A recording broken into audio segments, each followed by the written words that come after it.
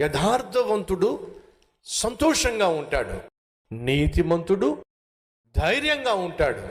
ఈరోజు మనిషికి కావాల్సింది ఏమిటి? సంతోషము, 2 ధైర్యము. ధైర్యం దేనికోసం కావాలి? దేనికి భయపడకుండా ఉండాలంటే నీకేం కావాలి?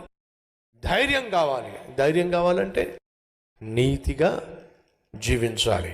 సహోదరి సహోదరులు, పాపము మనిషిని వంచేస్తుంది, పాపం మనిషికి అవమానాన్ని తెస్తుంది, పాపం మనిషికి నెమ్మది లేకుండా చేస్తుంది. తన చుట్టూ ఉన్న మనుషులను చూస్తే భయం వేస్తుంది, ఎక్కడ తన బ్రతుకు బయటపడిపోతుంది అనేటటువంటి భయంతో జీవిస్తాడు. ఒకవేళ ఈరోజు మీరు పాపంలో జీవిస్తున్నట్లయితే మీరు భయంలో జీవిస్తున్నారు. ఆ పాపం మిమ్మల్ని వంచేస్తుంది, వణికింప చేస్తుంది, ఒకరోజు నరకానికి ఏడుస్తుంది. 2 విషయాలు. 1, యథార్థవంతులు సంతోషంగా ఉంటారు, నీతిమంతులు ధైర్యంగా ఉంటారు. నువ్వు ధైర్యంగా ఉండాలంటే నీతిగా జీవించు, సంతోషంగా ఉండాలంటే యథార్థంగా జీవించు.